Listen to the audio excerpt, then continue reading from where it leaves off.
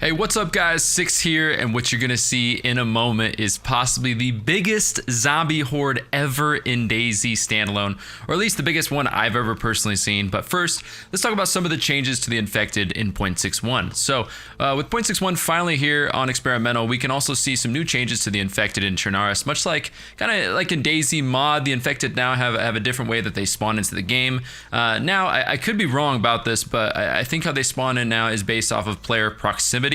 So essentially, if there's a player nearby in the area, zombies will begin to appear all over the place. So that's also one way, if you're a PvP player, you can tell if someone's nearby.